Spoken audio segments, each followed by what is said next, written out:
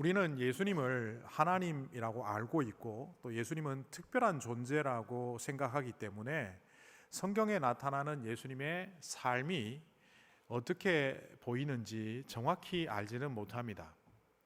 그래서 최근에 제가 예수 안 믿는 사람들은, 특별히 예수님을 잘 알고는 있지만 예수님을 메시아로 믿지 않는 사람들은 예수를 어떻게 보는가에 대한 질문을 갖고 좀 자료도 찾아보고 독서도 해보았습니다. 나름대로 정리를 해보니까 이 땅에 예수님이 오셔서 살았던 그 33년의 인생을 예수 안 믿는 사람들이 바라보는 시각은 확실히 우리와 달랐습니다.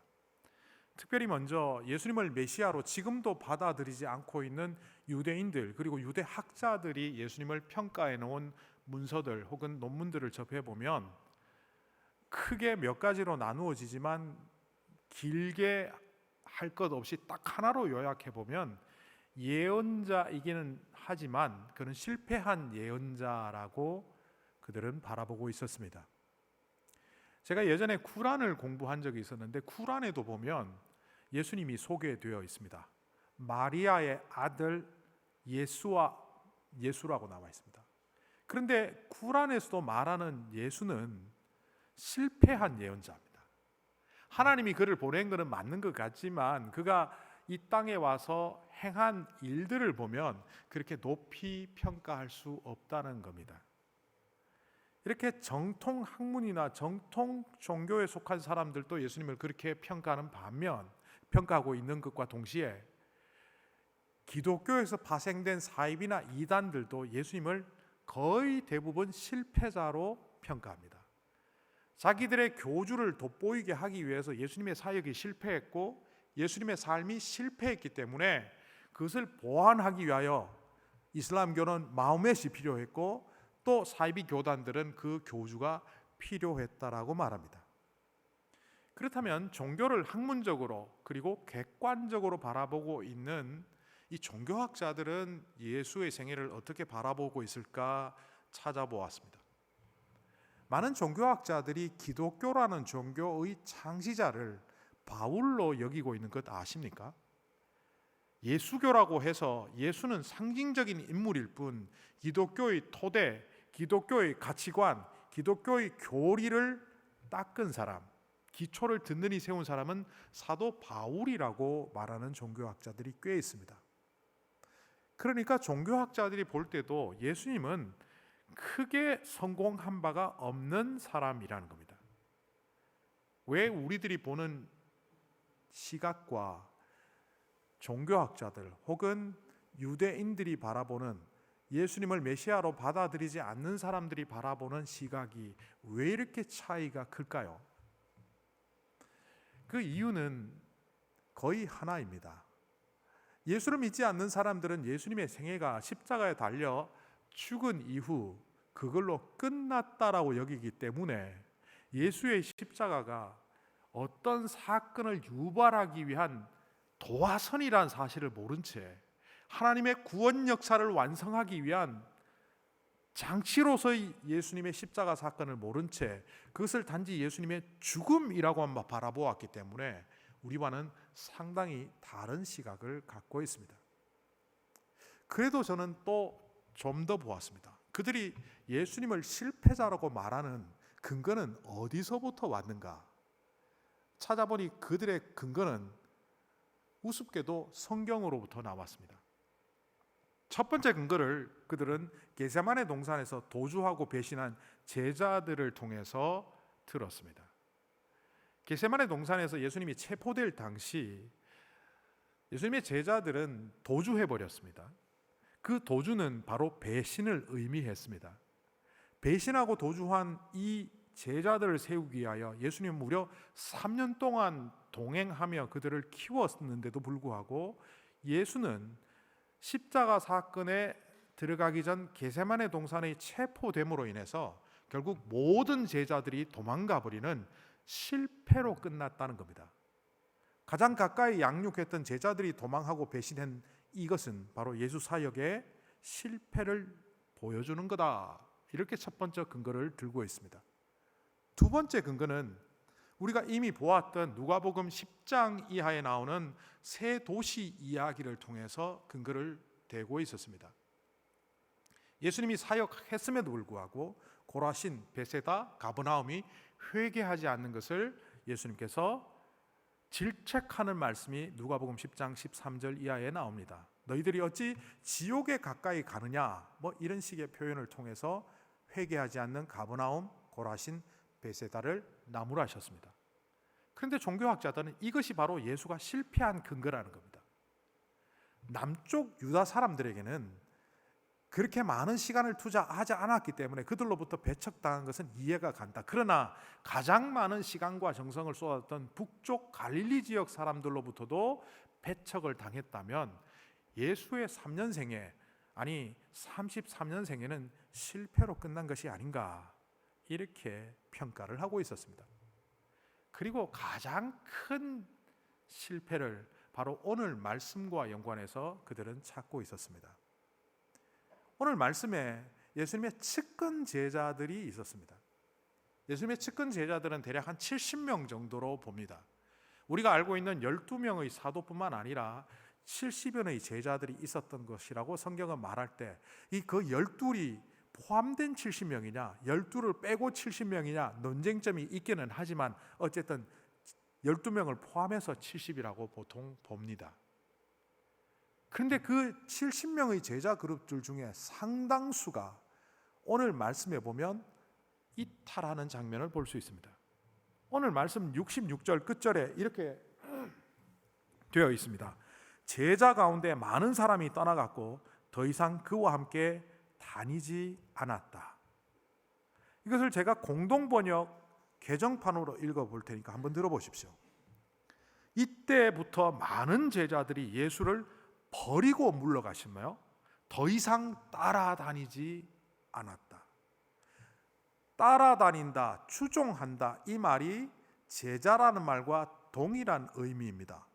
그렇다면 따라다니지 않았다, 물러갔다, 떠나갔다라는 말은 결국 제자이기를 포기했다는 말입니다.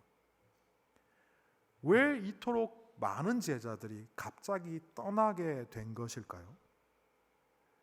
어쨌든 오늘 말씀을 좀 주목해 보면 그 이유를 상세히 알 수 있지만 이 세 가지 근거에 의하여 종교학자들은 예수님은 실패자라고 단정짓습니다. 제자 양육하는 것도 실패했고 가장 측근 사람들이 반대를 하고 한꺼번에 물러났으며 자기의 주 활동지였던 갈릴리 지역 사람들이 그를 배척했다면 그의 사역 그리고 삶은 실패한 거다, 이렇게 결론 내리고 있는 것을 보게 됩니다. 신문에 가끔, 방송에 가끔 기사나 어떤 내용이 나가고 난 후에 이 기사 내용은 본지와 상관이 없습니다, 이렇게 하는 것처럼 방금 설명드린 것은 제 생각이 아닙니다. 저는 주님을 실패자로 보지 않습니다. 그렇다면 여러분들은 주님을 어떻게 보십니까? 주님이 실패자입니까? 주님이 실패자 아니죠 라고 여러분들이 생각하고 말하시겠지만 어떤 측면에서 보면 여러분들은 주님을 실패자로 여기며 살아가고 있습니다.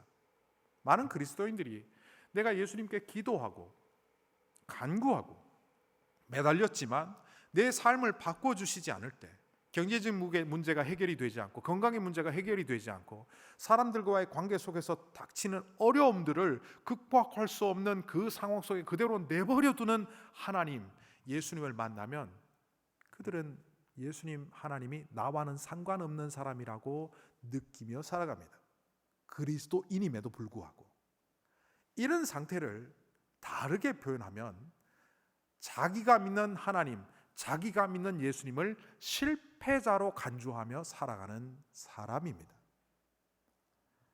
그렇기에 우리도 예수님을 잘 이해하지 못하고 예수님의 말씀을 제대로 이해하지 못하면 잘못된 믿음 속에 빠져서 잘못된 기독교 사상에 빠져서 왜곡된 신앙생활을 하다가 예수님을 실패자로 규정하며 살아갈 수 있는 위험이 우리에게도 있다는 겁니다. 그런데 오늘 이 요한복음의 말씀이 예수님의 실패의 가장 큰 근거가 된다라고 학자들이 말하고 있는데, 이 내용을 가만히 들여다보면 그 내용은 한 가지의 주제로 압축이 됩니다. 성만찬과 관련이 되어 있습니다. 예수님이 나는 생명의 빵이다는 말로부터 시작해서 주님의 살과 피에 대해서 언급하시며, 이 살과 피를 먹어야만 구원을 얻을 수 있고 영원한 생명을 얻을 수 있다고 얘기하시는 장면을 통하여 성찬에 대한 중요성을 부각하고 있다는 것을 우리는 알고 있지만, 2000년 당시에 이 이야기를 처음 들었던 사람들은 이 이야기에 굉장히 흔들리고 있다는 사실을 오늘 말씀 속에서 발견하게 됩니다. 그 장면을 살펴보기 전에 일단 성찬에 대하여 조금 소개를 하려고 합니다. 우리말로는 성찬, 성만찬, 성찬 예식 거의 비슷비슷하게 얘기를 합니다. 예수를 믿지 않는 과거의 제 친구가 성찬에 대해서 제가 얘기를 하니까 그 반찬은 뭐가 그렇게 맛있기에 거룩하냐? 거룩한 반찬이라고 오해를 하고 있는 것을 본 적이 있습니다.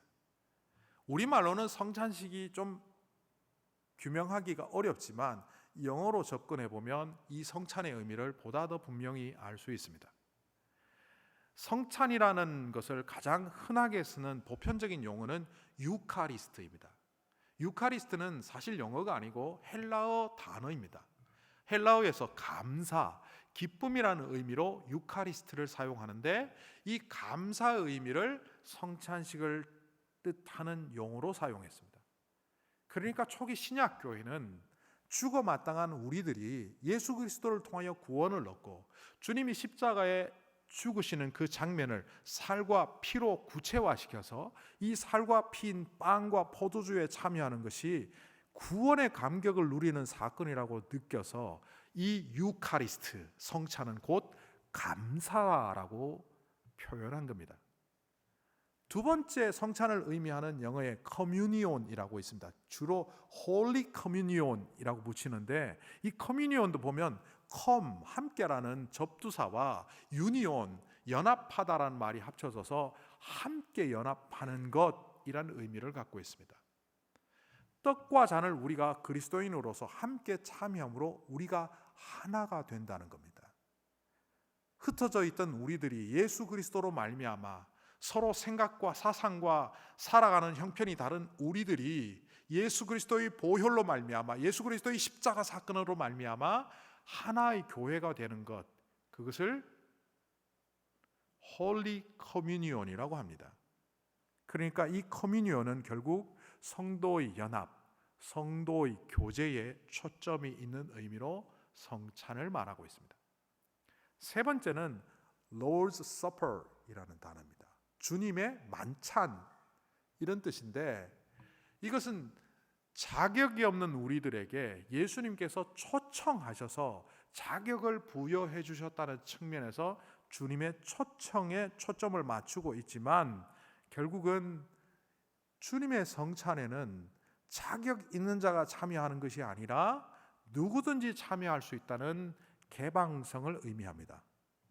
과거의 성찬은 세례받은 사람이 참여할 수 있는 것이라고 한정지었지만, 요즘에 와서는 예수를 믿지 않는 사람들도 성찬에 참여할 수 있다라고 신학적으로도 규명하고 있습니다. 저는 거기에 동의합니다.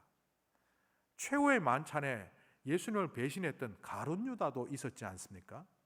그러니까 거기는 예수님을 따르는 사람뿐만 아니라 따르지 않는 사람도 Lord's Supper, 주님의 만찬에 참여할 수 있습니다. 네 번째 성찬이라고 하는 것은 메스입니다. 이 메스는 예배 혹은 경배라는 의미입니다.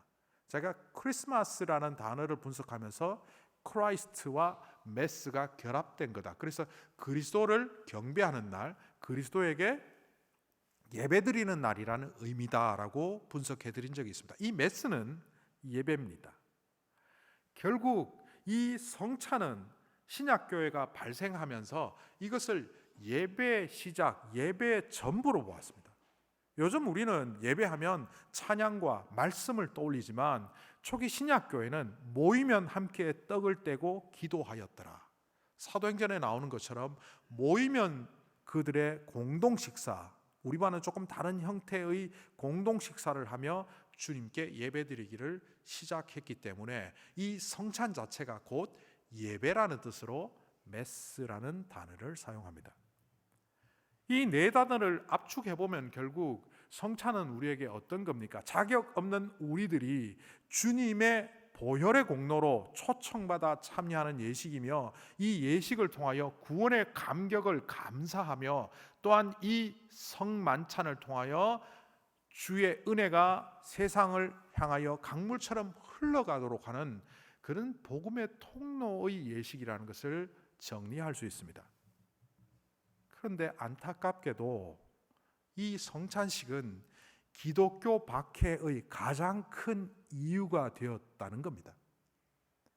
신약교회가 그토록 소중히 여기고 예배 그 자체라고 보았던 이 성찬을 로마 제국의 반기독교주의자들에게는 박해할 수 있는 최고의 이유가 되었습니다. 당시의 기록들이나 당시의 문헌들을 살펴보면 기독교인들을 이렇게 폄하하는 것을 볼 수 있습니다. 그들은 모이면 인육을 먹었고 사람의 피를 마셨다. 예배 자체가 성찬이었기 때문에 모이면 떡을 뗐고 모이면 잔을 나누었던 그들의 종교 행위를 무식한 로마인들이 바라보며 그것을 카니발리즘, 식인종 문화로 착각하고 알았더라도 그것을 호도하면서 박해하는 수단으로 삼았다는 겁니다. 어떻게 보면 그렇게 박해의 수단이 되는 성찬을 적당히 포기할 만도 한데 1세기 신약교회는 절대로 그것을 포기하지 않았습니다.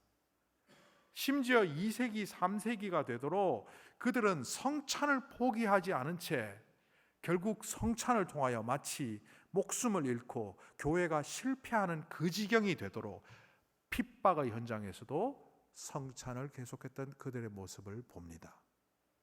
도대체 이 성찬이 뭘까요? 오늘 이 말씀을 공동 번역 개정판으로 제가 읽어볼 테니 또 부분 몇 절은 빼고 읽어볼 테니 한번 들어보십시오. 나는 생명의 빵이다. 너희의 조상들은 광야에서 만나를 먹고도 다 죽었지만 하늘에서 내려온 이 빵을 먹는 사람은 죽지 않는다. 나는 하늘에서 내려온 살아있는 빵이다. 이 빵을 먹는 사람은 누구든지 영원히 살 것이다. 내가 줄 빵은 나의 살이다. 세상은 그것으로 생명을 얻게 될 것이다 하고 말씀하셨다.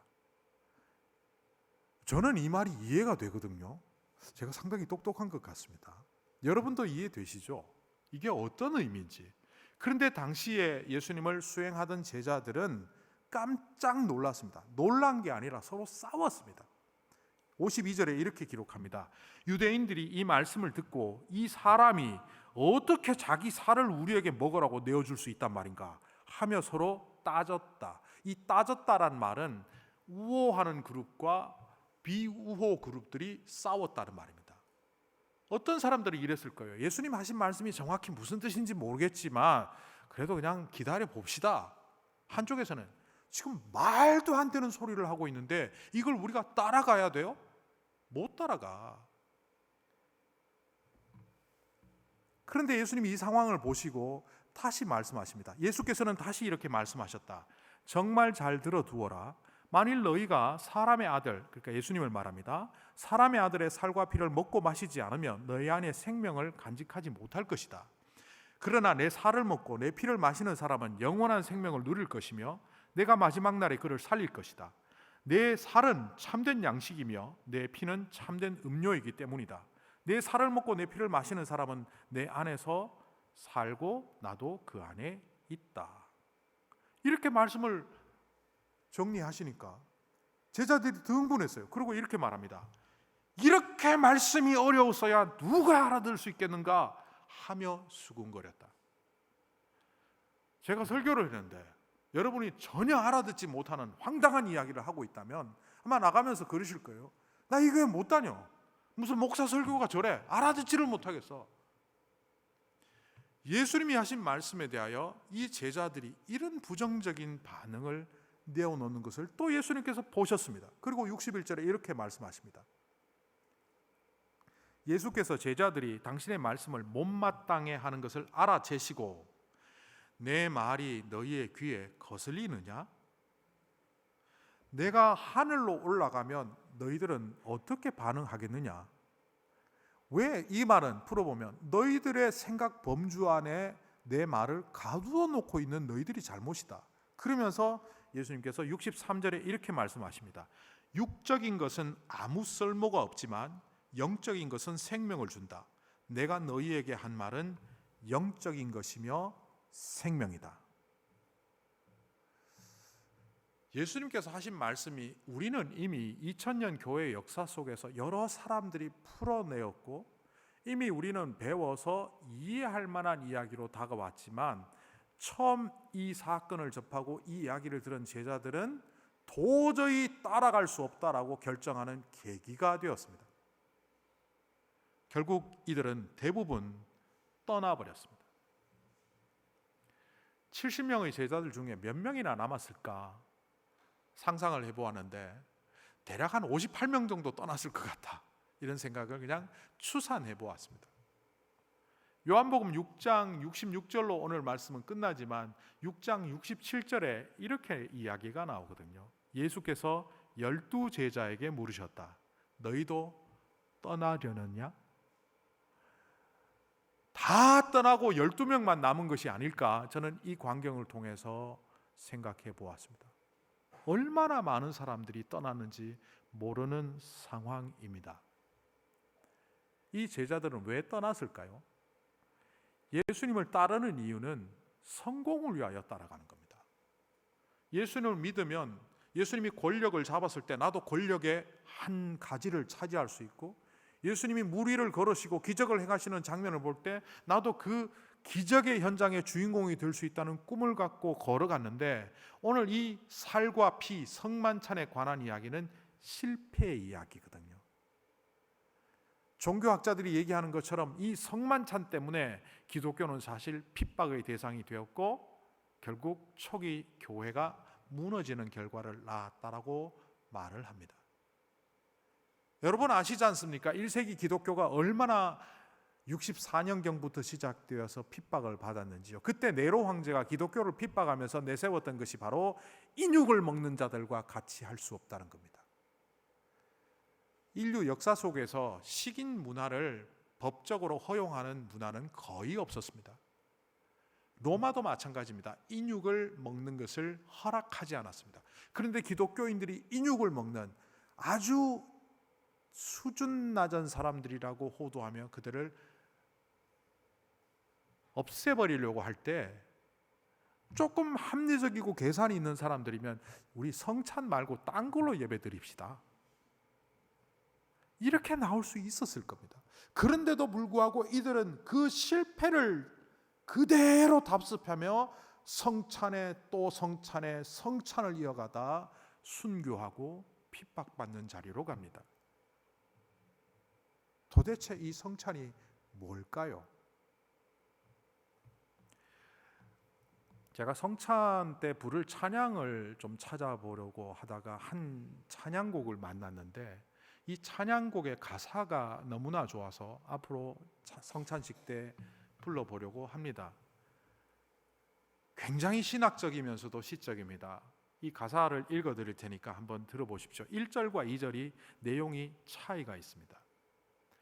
주님의 성찬에 우리가 나아갈 때 십자가에 달리신 사랑 기억합니다.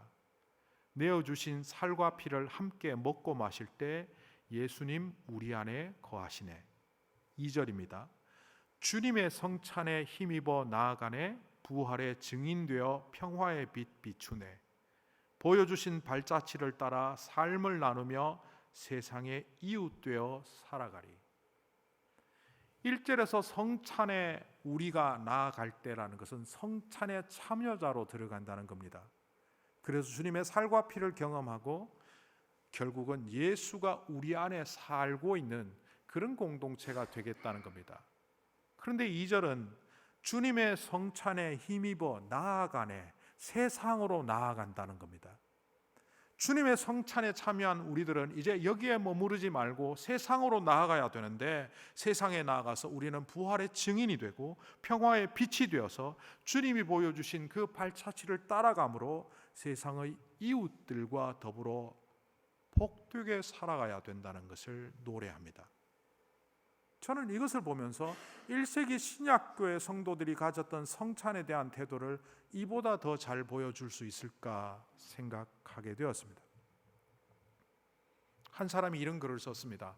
1세기 신약교회 성도들이 성찬을 포기할 수 없었던 이유는 예수님께서 본인의 살과 피를 제공하며 구원의 통로를 여셨듯이 성찬에 참여한 그들이 예수 안에 살고 드디어 성찬의 힘으로 세상으로 나갈 때 세상의 빛과 소금이 되기 위하여, 소금답게 살기 위하여 그들은 죽음도 불사했다는 겁니다.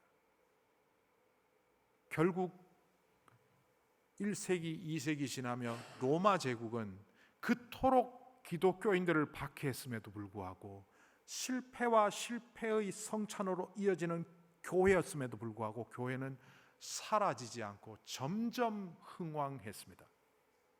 왜 그랬을까요? 세상에서도 이런 말을 합니다. 실패를 한 번도 해보지 않은 사람은 진짜 실패자고, 수많은 실패를 한 사람은 참다운 성공자다. 어떤 상황에 직면했을 때 실패가 두려운 사람은 그것을 회피합니다.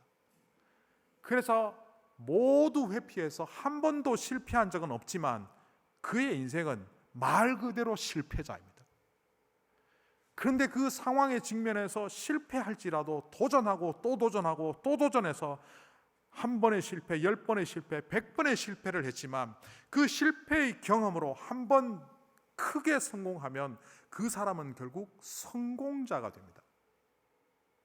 세상도 알고 있는 이 이치입니다. 주님은 실패자가 아닙니다. 실패는 하셨습니다. 제자 양육에도 실패했고, 사람들의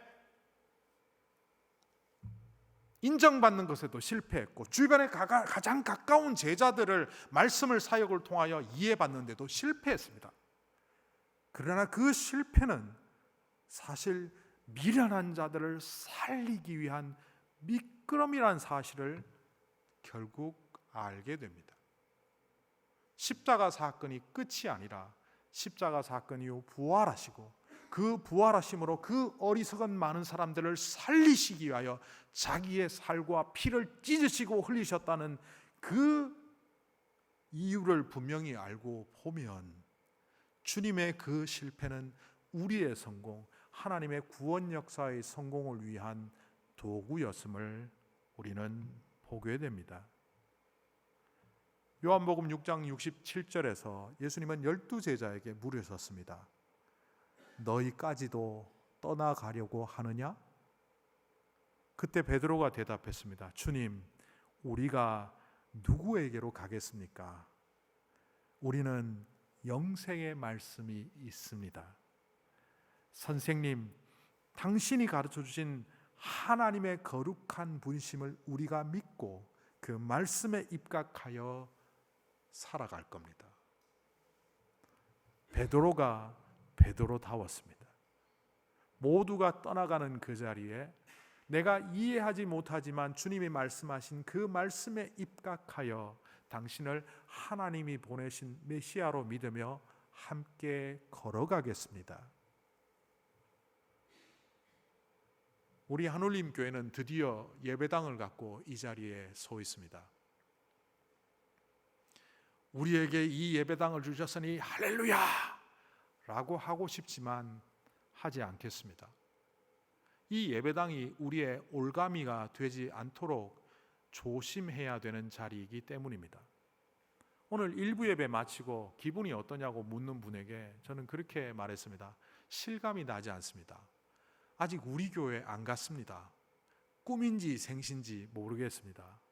너무너무 좋습니다. 그러나 우리 기억하십시다. 그 1세기, 2세기, 3세기 박해 속에서도 제국을 정복했던 교회가 4세기 들어 기독교가 공인이 되고 국교가 되면서 건물을 짓게 되고 재정이 쌓이고 건물을 소유하면서 교회는 타락하기 시작했다는 것을 기억하십시다. 성경에서는 교회를 부르심을 받은 자들, 사람들을 의미하는 에클레시아란 말로 사용하고 있는데 어느새 4세기 교회는 예배당에 반해서 큐리아콘이라는 말을 사용하기 시작했고 그 큐리아크라는 말이 게르만족들의 언어로 가서 키르키, church. 오늘날 이 church가 바로 예배당을 뜻하는 말이라는 사실을 우리는 기억하십시다.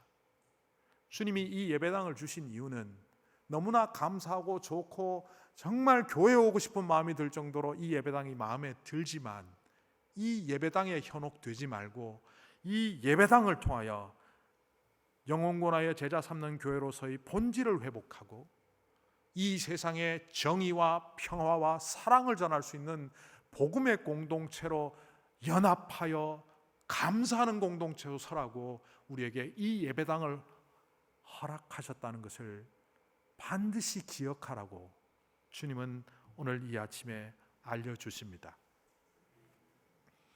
미국의 학자가 연구해 놓기를 많은 교회는 크게 세 가지로 나누어진답니다.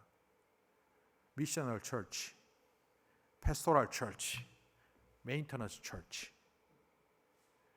모든 교회들이 시작은 하나님의 사명을 이루기 위하여 미셔널 처치로 선교적 교회로 시작하지만 어느새 목회자 중심으로 교인들을 도닥거리고 친교 잘하고 목회 잘하는 목회적 교회로 전락한답니다. 목회적 교회가 어느새 재산을 많이 갖게 되면 그 재산과 부동산을 관리하고 잘 유지하기 위하여 메인터넌스 처치가 되는데 그 메인터넌스 처치는 더 이상 This is not church, 교회가 아니라고 합니다. 얼마나 좋습니까? 그러나 여기에 현혹되지 않고 실패를 두려워하지 않고 유지, 안정이 아니라 어떤 실패를 할지라도 그 실패 속에서 역사하시는 하나님의 역사하심을 바라보면서 두려움 없이 성찬을 이어갔던 신약교회처럼 주님의 사명을 이어가는 실패를 두려워하지 않는 에클레시아 모두가 되기를 소망합니다.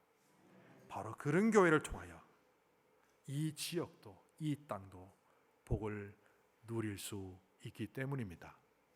하나님은 우리 교회를 통하여 여러분을 통하여 우리 가정을 통하여 그런 복의 통로가 되라고 우리를 부르셨습니다. 기도하겠습니다.